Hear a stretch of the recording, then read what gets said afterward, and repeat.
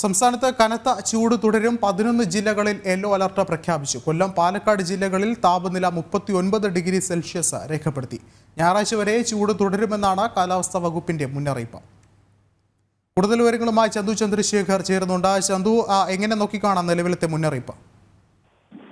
വിഷ്ണു, സംസ്ഥാനത്ത് വിവിധ ജില്ലകളിൽ ഒറ്റപ്പെട്ട നേരിയ മഴ ലഭിക്കുന്നുണ്ടെങ്കിലും പക്ഷേ ചൂട് വീണ്ടും തുടരാനാണ് സാധ്യതയെന്നാണ് ഇപ്പോൾ കേന്ദ്ര കാലാവസ്ഥാ നിരീക്ഷണ കേന്ദ്രം നൽകുന്ന മുന്നറിയിപ്പ്. ഞായറാഴ്ച വരെ ശക്തമായ ചൂട് അനുഭവപ്പെടുമെന്ന് കാലാവസ്ഥാ നിരീക്ഷണ കേന്ദ്രം മുന്നറിയിപ്പ് നൽകിയിട്ടുണ്ട്. അതിന്റെ ഭാഗമായാണ് ഇന്ന് 11 ജില്ലകളിൽ യെല്ലോ അലർട്ട് പ്രഖ്യാപിച്ചിരിക്കുന്നത്. തിരുവനന്തപുരം, ഇടുക്കി, വയനാട് ഒഴികെയുള്ള ജില്ലകളിൽ യെല്ലോ അലർട്ട് പ്രഖ്യാപിച്ചിട്ടുണ്ട്.